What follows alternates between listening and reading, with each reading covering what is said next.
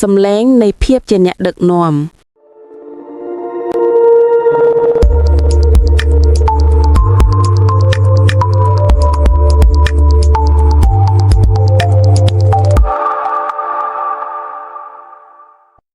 អ្នកអាចប្រើពាក្យដ៏ល្អឥតខ្ចោះដែលរៀបចំដោយវេយ្យាករណ៍ដ៏ល្អឥតខ្ចោះដែលត្រូវបានផ្ដល់ជូនដោយភាពជាក់លាក់ហើយនៅតែបង្ហាញតែភាពមិនប្រកបប្រជាប៉ុណ្ណោះដោយសារតែមនុស្សមិនចាំអ្វីដែលអ្នកបាននិយាយពួកគេចាំពីអារម្មណ៍នៃការឮអ្នកនិយាយវាភាសានៃការគោរពមិនមានអ្វីទាក់ទងនឹងភាពជាផ្លូវការទេគ្មានអ្វីទាក់ទងនឹងពាក្យធំឬឯកសារយោងគួរឲ្យចាប់អារម្មណ៍ឬការបញ្ចេញសំឡេងដោយប្រុងប្រយ័ត្ននោះទេវាមានអ្វីគ្រប់យ៉ាងដែលត្រូវធ្វើជាមួយចេតនាជាមួយនឹងវត្តមានជាមួយនឹងធម្មពលនៅក្រោមពាក្យរបស់អ្នកសូមឲ្យខ្ញុំបង្ហាញអ្នកពីអ្វីដែលខ្ញុំចង់មានន័យមនុស្សពីរនាក់និយាយប្រយោគដូចគ្នាខ្ញុំគិតថាយើងគួរតែពិចារណាជំរឿននេះម្នាក់ស្ដាប់ទៅខ្សោយមិនប្រកបប្រជាងាយនឹងបដិសេធម្នាក់ទៀតស្ដាប់ទៅច្បាស់មានមូលដ្ឋានមានតម្លៃពិចារណាពាក្យដូចគ្នាពិភពលោកខុសគ្នាហេតុអ្វីបានជាសំឡេងរបស់មនុស្សទី1មានភាពស្ទាក់ស្ទើរសំឡេងរបស់ពួកគេកើនឡើងនៅចុងបញ្ចប់ដូចជាសំណួរធម្មពលរបស់ពួកគេបានសុំការអនុញ្ញាតវត្តមានរបស់ពួកគេនិយាយថាសូមផ្ទៀងផ្ទាត់ខ្ញុំសំឡេងរបស់មនុស្សទី2មានភាពប្រកបប្រជាសំឡេងរបស់ពួកគេនៅតែស្មើគ្នានិងមានមូលដ្ឋានធម្មពលរបស់ពួកគេទាមទារកន្លែងទំនេរវត្តមានរបស់ពួកគេនិយាយថារឿងនេះសំខាន់មិនត្រូវការពាក្យបន្ថែមទេមិនត្រូវការធ្វើអប្រសាឡើងនៅវគ្គសពទេគ្រាន់តែចេតនាស្របនឹងសំឡេង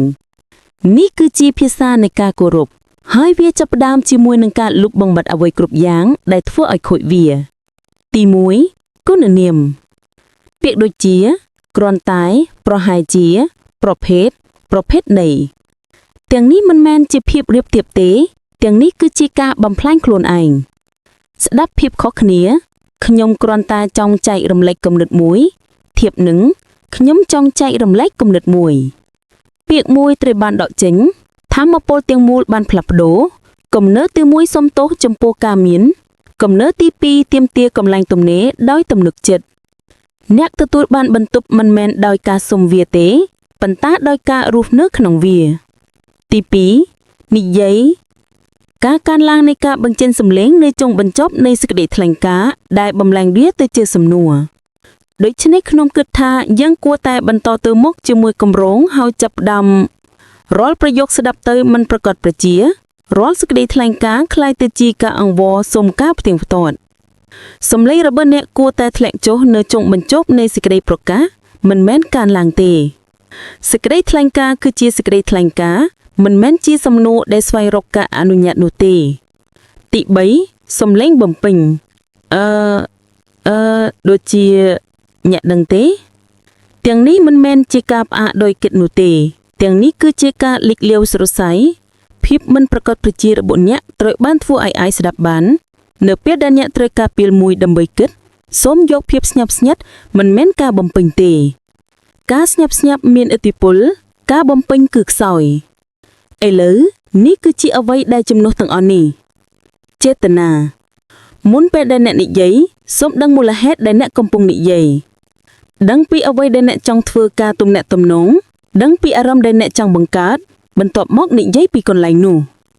មិនមែនមកពីភាពភ័យខ្លាចមិនមែនមកពីសេចក្តីសិនជាធម្មតាពីចេតនានៅពេលដែលអ្នកនិយាយដោយចេតនាសំឡេងរបស់អ្នកបង្ហាញពីអំណាចដោយធម្មជាតិមិនមែនដោយសារតែអ្នកបង្ខំវាទេប៉ុន្តែដោយសារតែអ្នកចង់មានន័យតាម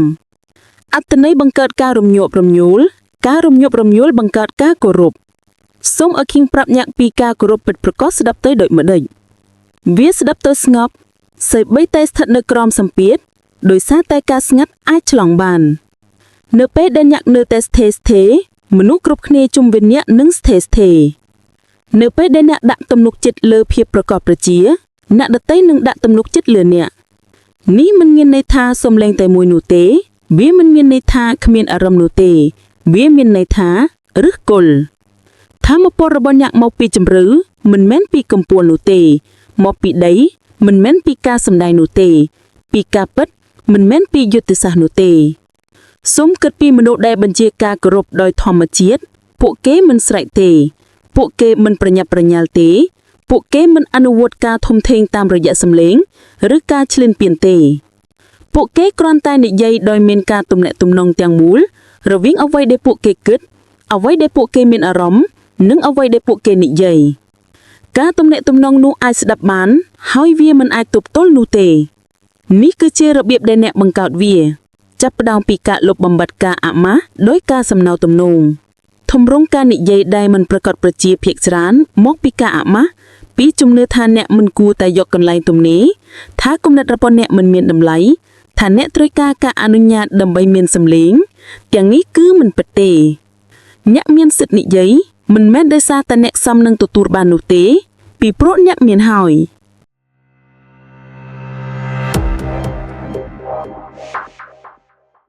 ហើយអតិភិបរបស់អ្នកឧទាហរណ៍ឲ្យអ្នកនៅសម្លេងជាម្ចាស់លើវានៅពេលដែលអ្នកលុបបំបាត់ភាពអាម៉ាស់អ្នកលុបបំបាត់លក្ខណៈសម្បត្តិអ្នកលុបបំបាត់ការសំទោសអ្នកលុបបំបាត់តម្រូវការឥតឈប់ឈរកងការបន្ទន់និងការពារនិងកាត់បន្ថយវត្តមានរបស់អ្នកហើយអ្វីដែលលេចចេញគឺការទំនាក់ទំនងស្អាតស្អំច្បាស់លាស់ដោយផ្ទាល់គ្រប់ខ្លួនឯងនិងអ្នកដទៃនេះគឺជាភាពផ្ទុយគ្នាដែលមនុស្សភាគច្រើនខកខានការនិយាយត្រង់ៗគឺគោរពជាងការនិយាយទន់ភ្លន់នៅពេលដែលអ្នកនិយាយឲ្យច្បាស់អ្នកគោរពភាពវៃឆ្លាតរបស់អ្នកស្ដាប់អ្នកមិនខ្ជិះខ្ជាយពេលវេលារបស់ពួកគេជាមួយនឹងកាយសម្ព័ន្ធពាក្យសម្ដីទេអ្នកមិនធ្វើឲ្យពួកគេឌីគ្រីបអត្ថន័យរបស់អ្នកតាមរយៈស្រទាប់នៃលក្ខណៈសម្បត្តិនោះទេអ្នកនិយាយអ្វីដែលអ្នកចង់មានន័យហើយអ្នកទុកចិត្តពួកគេឲ្យដោះស្រាយវានោះគឺជាការគោរពពិតប្រាកដមិនមែនជាប្រភេទសម្ដែងទេនោះគ្រាន់តែជាការភ័យខ្លាចដែលក្លែងរំលំជាសុជីវធម៌ប៉ុន្តែប្រភេទពិតប្រាកដដែលនិយាយថាខ្ញុំឲ្យតម្លៃពេលវេលារបស់អ្នកដូច្នេះខ្ញុំនឹងច្បាស់លាស់ខ្ញុំទុកចិត្តលើការវិនិច្ឆ័យរបស់អ្នកដូច្នេះខ្ញុំនឹងនិយាយត្រង់ខ្ញុំគោរពការសន្ទនានេះដូច្នេះខ្ញុំនឹងមានវត្តមាននោះវត្តមានពេញលេញមិនខ្មាស់អៀននឹងមានចេតនានោះគឺជាអ្វីដែលមនុស្សឆ្លើយតបមិនមែនលិខិតបញ្ជាក់របស់អ្នកមិនមែនឋានៈរបស់អ្នកធម៌ពលរបស់អ្នកអារម្មណ៍ដែលពួកគេទទួលបាននៅពេលដែលអ្នកនិយាយនោះទេហើយអារម្មណ៍នោះកើតចេញពីសំឡេងពីតន្ត្រីដ៏ស្រទន់នៅក្រោមពាក្យរបស់អ្នកពីធម៌ពលដែលអ្នកផ្សាយសូម្បីតែមុនពេលផ្សៀងដំបងចេញពីមាត់របស់អ្នកដូច្នេះនេះគឺជាការអនុវត្តរបស់អ្នកសម្រាប់សប្តាហ៍ក្រោយសូមកត់សម្គាល់សំឡេងរបស់អ្នកមិនមែនពាក្យរបស់អ្នកទេសំឡេងរបស់អ្នកពេលណាអ្នកក្រោកឡើងនៅចុងបញ្ចប់នៃសេចក្តីថ្លែងការណ៍ពេលណាអ្នកបន្ថែមគុណនាមដែលមិនចាំបាច់ពេលណាអ្នកស្ដាប់ទៅដូចជាអ្នកកំពុងសុំការអនុញ្ញាតចាប់ខ្លួនឯងបន្ទាប់មកកែសម្រួលបន្ថយសំឡេងរបស់អ្នកនៅចុងបញ្ចប់នៃសេចក្តីថ្លែងការណ៍ដកគុណនាមចេញនិយាយដូចអ្នកចង់មានន័យមិនមានឈ្លានពានទេមានទំនុកចិត្តមានភាពខុសគ្នាការឈ្លានពានព្យាយាមគ្របដណ្ដប់ទំនុកចិត្តគ្រួនតែមានហើយអតិភិបពេញលេញបច្ចុប្បន្នភាពដែលគ្មានភាពខ្មាស់អៀនអតិភិបគឺជាមូលដ្ឋានគ្រឹះនៃការនិយាយដែលគោរពនេះជារបៀបដែលអ្នកទទួលបានបន្ទប់ដោយគ្មានចាំបាច់សុំវាមិនមែនតាមរយៈកម្លាំងតាមរយៈវត្តមានមិនមែនតាមរយៈការសម្ដែងតាមរយៈភាពត្រឹមត្រូវមិនមែនតាមរយៈបរិមាណតាមរយៈចេតនាភាពស្ងប់ស្ងាត់គឺឆ្លងភាពប្រកបប្រជាគឺជាម៉ាញេទិកវត្តមានគឺជាអំណាចចងចាំថាសំឡេងឈ្នះវគ្គភាពដូច្នេះចូលជាម្ចាស់នៃសំឡេងរបស់អ្នកតម្រឹមវាឲ្យស្របនឹងសេចក្តីពិតរបស់អ្នកអនុញ្ញាតឲ្យវាទុកទម្ងន់នៃជំនឿរបស់អ្នកហើយមើលពីរបៀបដែលការគោរពកើតឡើងដោយធម្មជាតិមិនមែនដោយសារតែអ្នកទាមទារវាទេដោយសារតែអ្នកបានបង្កប់វាភាសានៃការគោរពមិនស្មុគស្មាញទេវាសាមញ្ញវាស្មោះត្រង់វាមានចេតនាហើយវាចាប់ផ្ដើមពេលដែលអ្នកសម្រេចចិត្តថាសំឡេងរបស់អ្នកសំខាន់មិនមែនថ្ងៃណាមួយទេឥឡូវនេះនិយាយដោយស្ងប់ស្ងាត់និយាយដោយចេតនានិយាយដោយដឹងថាវត្តមានរបស់អ្នកតែម្នាក់គឺគ្រប់គ្រាន់ហើយបន្ទប់នឹងមានអារម្មណ៍វាគ្រប់ពេលជំពូកទី4និយាយដូចអ្នកចង់មានន័យធម៌ពលនៃជំនឿនោះហើយគឺជាអ្វីដែលជំរុញមនុស្សមិនមែនសំឡេង មិនមែនវគ្គភាពមិនមែនបញ្ចេញសម្លេងដ៏អស្ចារ្យនឹងរឿងពិតគួរឲ្យចាប់អារម្មណ៍ទេជំនឿអារម្មណ៍ដែលអ្នកជឿលើអ្វីដែលអ្នកកំពុងនិយាយយ៉ាងជ្រៅថាពាក្យរបស់អ្នកមានទម្ងន់រាងកាយអ្នកធ្លាប់មានអារម្មណ៍បែបនេះមុនមកមាននរណាម្នាក់និយាយហើយអ្នកមានអារម្មណ៍ថាវានៅត្រង់ទ្រង់ព្រារបស់អ្នកនៅក្នុងពោះវៀនរបស់អ្នកមានអ្វីមួយផ្លាស់ប្ដូរនៅក្នុងអ្នកមិនមែនដោយសារតែពាក្យរបស់ពួកគេឆ្លាតទេព្រោះតែវាជាការពិតហើយអ្នកនិយាយដឹងវានោះគឺជាការជំនឿហើយវាគឺជាភាពខុសគ្នារវាងការនិយាយនិងការដឹកនាំនេះគឺជាអ្វីដែលមនុស្សភាគច្រើនយល់ច្រឡំពួកគេគិតថាអំណាចកើតចេញពីការខ្លាំងពីការប្រចាំងឡើងពីការបំពេញកន្លែងដែលសំឡេងខុសសំឡេងខ្លាំងមិនមែនជាអំណាចភាពស្ងប់ស្ងាត់គឺជាភាពពិតអំណាចសំឡេងកើតចេញពីការតម្រូវអារម្មណ៍មិនមែនសំឡេងទេនៅពេលដែលអារម្មណ៍របស់អ្នកតម្រូវជាមួយនឹងសាររបស់អ្នកសំឡេងរបស់អ្នកនឹងមានទម្ងន់ដោយធម្មជាតិវាមិនត្រូវការពង្រីកវាមិនត្រូវការកម្លាំងវាគ្រាន់តែបន្លឹងនៅព្រៃកង់ដែលបំផ្លាញការពារបញ្ញានិងធ្លាក់ត្រង់ត្រូវទៅក្នុងស្នាគូរបស់អ្នកស្ដាប់នេះមិនមែនជាការបន្លំឡើយ